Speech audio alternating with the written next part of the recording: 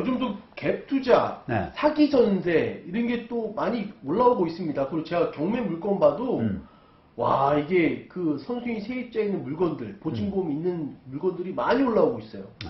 서울이나 뭐 인천이나 부천이나. 저도 뭐 저기 유튜브 영상 그렇게 보면서 네. 아이고 이제 전문가로서 너무 좀 안타깝잖아요. 그런 사고들이. 그래서 좀 절절해가지고 보다 보면은 또 다른 기사들도 있고 계속 이렇게 그 사건들이 이렇게 이어진다라고 하는 사건들이 너무 많다라고 하는 생각이 들던데 그러면서 자꾸 이제 갭 투자 이야기를 좀 하게 되는데 뭐 인터뷰 같은 뉴스 같은 데 보면은 그 피해자 세입자들이 주로 공인중개사 믿었는데 공인중개사가 지금 뭐 나몰라라 하고 뭐 그렇게 해서 너무 무책임하다 이런 이야기를 많이 하잖아요. 그렇죠. 그리고 이 세입자들은 뭐 중개사나 또 뭐 컨설팅 뭐 그런 사람들은 어떻게 할 수 없고 현 집주인만 어떻게 막 하잖아요. 어떻게 그러니까. 돈 받아내려고. 그래서 이제 이제 이런 갭 투자 과정에서 이제 관여했던 공인중개사들의 어떤 책임 이런 부분을 좀 오늘 다뤄볼까 하는데 일단 좀 그런 그 인터뷰나 그 언론 뉴스 같은 걸 보면은 그 공인중개사를 너무 이렇게 신뢰하는 그러니까 물론 이제 그 갭 투자에 관여된 중개사들은 기본적으로 조금 그 문제가 있는 사람들입니다. 문제가 있거나 자격증이 없더라고요. 그래요. 자격증이 있어도 그 좀 문제가 있는 정상적인 부분이라고 할 수 없는 그런 부분인데 문제는 이제 소비자들은 그걸 알 수가 없잖아요. 그렇죠. 예를 들면 그냥 등록된 공인중개사 사무소에 가서 뭐 그 사람들은 립 서비스는 또 확실하게 하니까. 그렇죠. 현란하게 딱 그러니까 딱 풀면 친절하고 모르니까. 그러니까 이제 그게 넘어가서 그냥 하게 되니까 이 사람이 뭐 제대로 된 사람인지 아닌지 이걸 모르지 않습니까?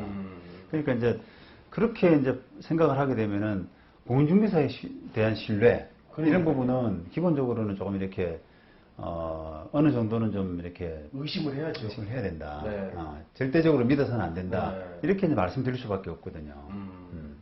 그리고 경우에 따라서 좀 다르겠지만 뭐 예를 들면 뭐 들러리까지 동원해가지고 또 조직적으로 이렇게 갭 투자하는 그런데 관여한 중개업자들은 당연히 법적인 책임이 있겠죠. 그죠? 그거는 있어야죠. 그렇죠. 그건 또 뭐 이렇게 집주인 그런 집 지어가지고 갭 투자로 넘기고 하는 그런 사람들 집주인 입장에서도 책임은 있을 것 같은데 그거는 이제 법적인 문제는 없고 이제 어쩌다 한 번씩 이렇게 사인 해주는 그러니까 그 조직적인 갭 투자가 아니라 그냥 한두 번 어떤 그냥 그 순수하게 갭 투자했던 사람을 중개해가지고 세입자를 드렸는데 세입자가 보증금 못 받은 거예요. 집값이 내려서.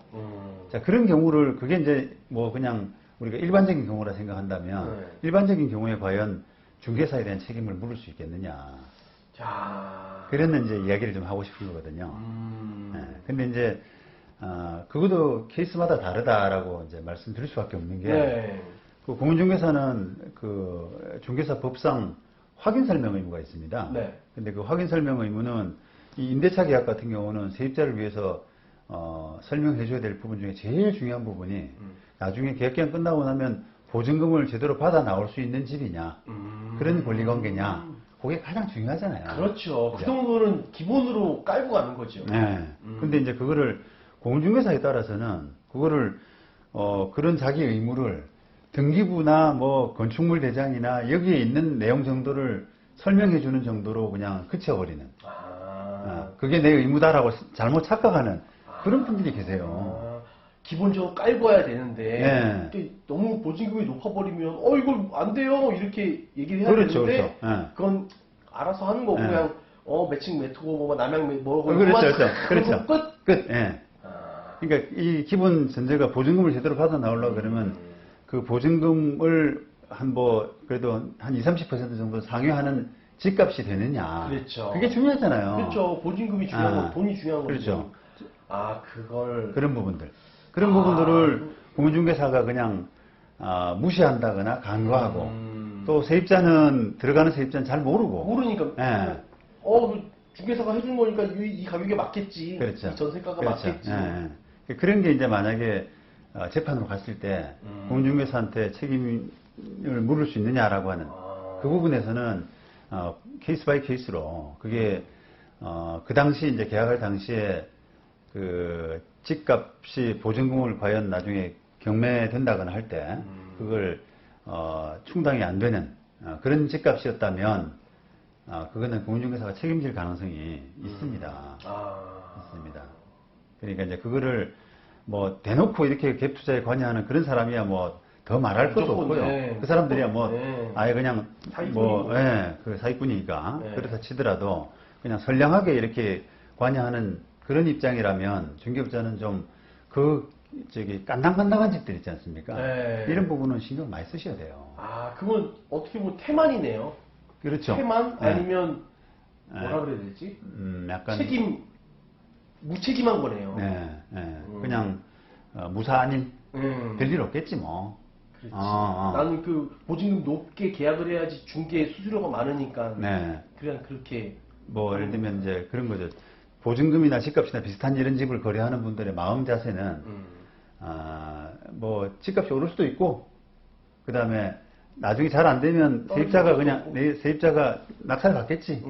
이런 식으로 끝나겠지.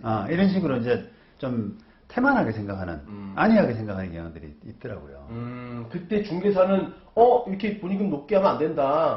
좀 낮게 하든지 아니면 그 낮은 금액은 월세로 좀 하든지 이런 조정을 해줘야 되는데 그렇죠, 맞습니다. 그냥 덜컥. 그렇습니다. 그건 안 되죠. 태만이죠. 그러니까 이제 중개사들의 이제 책임은 이제 그렇고요. 근데 이제 문제는 중개사들이 책임은 법적으로 지지만 그게 이제 그 소비자들이 자 만약에 그 1억 들어갔다가 그게 보증금을 못 돌려받아서 그 집을 이제 경매로 쳐서 보증금 회수한 돈이 6천만 원밖에 안 된다. 그러면 4천만 원을 손해받지 않습니까? 4천에 대한 책임은 누구한테? 4천만 원의 배상 책임을 중개업자한테 청구를 하게 되면은 판결은 4천만 원이 다 나오는 게 또 아니에요. 그러겠죠. 과실상계를 하지 않습니까? 그러면 중개업자 책임이 한 70, 소비자 책임이 한 30 이렇게 해서 나온단 말이에요. 그러면 이제 4천에 70이면 2억 2,800? 그 정도만 중개업자한테 받아라. 이렇게 나거든요. 그럼 손해는 무조건 감수해야 되네, 임차인이. 그런 게 감수할 수밖에 없습니다. 그러니까 이제 참 저도 그 처음에는 정말 과실상계라는 게 이해가 안 되더라고요. 소비자들이 중개수수료를 제대로 주고 이거 중개사한테 돈 주고 맡긴 거니까 중개사가 책임지도록 해야 되지 않느냐. 그러니까. 소비자가 또 그걸 그 소비자 입장에서 확인 못했다는 부분을 과실로 30%를 잡는 게 참 저는 이해가 안 되던데 지금도 사실 좀 그런 부분이 있어요. 그렇죠. 임차인은 아마추어고. 그렇죠. 그 사람은 프로고. 또 보증보험도 있잖아요. 그렇습니다. 그러니까 이제 그런 차원에서 저는 중개사가 100% 특별한 경우가 아니면 중개사가 100% 책임을 져야 된다고 보는 것이 맞는데 지금 오히려 반대로 돼가지고 과실상계를 일반적으로 해버립니다. 그냥 소비자도 늘 좀 했어야 된다. 중개사만 믿지 말고 그렇게 나오니까 그런 구조를 좀 이해하셔야 되고 그 다음에 또 그런 그 중개사들이 그 들어있는 보험이 1억밖에 지금 안 돼. 미니멈 1억인데 대부분 1억 들잖아요. 1억 드는데 그게 이제 뭐 가입한 연도에서 발생한 모든 중개사고를 1억으로 커버하라. 그러니까요. 지금 집값이 얼마 뛰었는데. 그러니까요. 그래서 조금만 이제 큰 사고가 터지거나 아니면 이런 사고가 여러 건 겹쳐지게 되면 보험금으로도 커버가 잘 안 됩니다. 그러니까 결국은 이제 결론적으로는 소비자들, 임차인들 스스로가 이게 똑똑해져야 됩니다. 좀 아셔야 돼요, 좀. 그래서 정말 뭐 그 인터뷰 볼 때 너무 안타까운 게 난 진짜 어떻게 내가 중개사 믿고 이렇게 했는데 내가 어떻게 해야 될지 모르겠다. 내가 너무 한심하다. 뭐 그런 이야기를 하시던데 진짜 마음 속에 저는 이제 그런 생각이 드는 게 이게 그 공중개사는 절대 전적으로 신뢰하기는 좀 어렵다. 그렇죠. 그러니까 이게 변호사나 이런 사람들한테 단 10만 원 단 10만 원 주고 조금 상담을 좀 받으라. 라는 말을 꼭 해드리고 싶어요. 맞아요. 우리 변호사들도 이제 예전과 달리 문턱이 많이 낮기 때문에 사실은 이제 그런 어떤 자문을 구하게 되면은 아무래도 이제 객관적인 입장에서도 이야기해주게 되지 않습니까? 그렇죠. 중개사는 그 거래를 성사시켜야 되기 때문에 조금 그렇죠. 객관적이기가 어려운데 많이 주관적이죠. 그렇죠. 돈이니까. 그렇습니다. 예. 근데 그게 이제 좀 자문하는 그 비용 한 10만 원 정도가 나중에 그 큰 손해 이런 부분을 막을 수 있는 방법이 되기 때문에. 아 진짜 저도 잘 몰랐을 때는 그 되게 문턱이 높았어요. 변호사라는 이게 되게 비싸겠지. 네. 한 번 물어보는데 솔직히 한 50에서 100 생각했거든요. 네. 근데 그게 또 아니더라고요. 전화 상담은 또 싸고 이렇게 만나서 현장에서 만나서 얘기하고도 좀 저렴하고. 제가 좀 싸게 받죠. 네, 많이 싸고. 저 문턱을 조금 높여야 됩니다. 아니, 지금 나도 됩니다. 그러니까 이런 걸 조금 더 이용하시고 알아보시면 되는데 네. 알아서 중개사가 잘했겠지라고 다 그러니까. 네.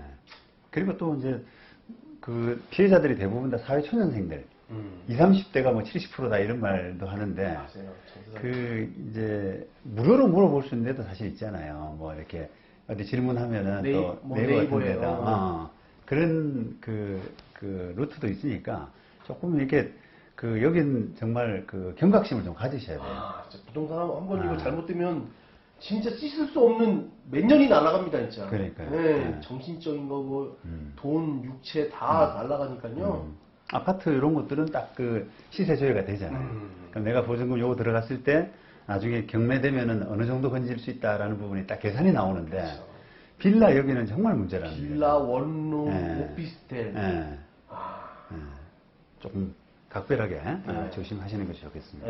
꼭 조심하시고 좀 더 알아보시고 잘 모르겠다 싶으면 우리 법률가들한테 돈 10만 원이면 되니까 상담 딱 해가지고 딱 알아내고. 그러니까 이제 그런 가격 문제도 사실은 저희한테 오면 변호사 입장에서는 가격 부분이 참 그 중요한 부분인데 저희들은 잘 알 수가 없으니까 공인중개사 몇 군데 더 알아보세요. 신중하게 하셔야 됩니다. 이렇게 그 정도밖에 말씀을 드릴 수가 없거든요. 그런데도 그 말이 사실 중요하거든요. 변호사가 그렇게 이야기하게 되면은 그 큰 돈을 수천만 원 이상 되는 돈을 그러니까요. 밀어넣기가 힘들단 말이에요. 그러니까 확인은 받아야 되는데 이게 몰라 나 다 모르니까 전문가니까 알아서 하겠지 하면서 하는 순간 구렁텅이로 막 들어가는 건데 그러니까요. 너무 쉽게 보증금 그리고 부동산을 쉽게 보면 안 되거든요. 그렇습니다. 꼭 상담 받으시고 돌다리도 두들겨 보시기 바라겠습니다. 네.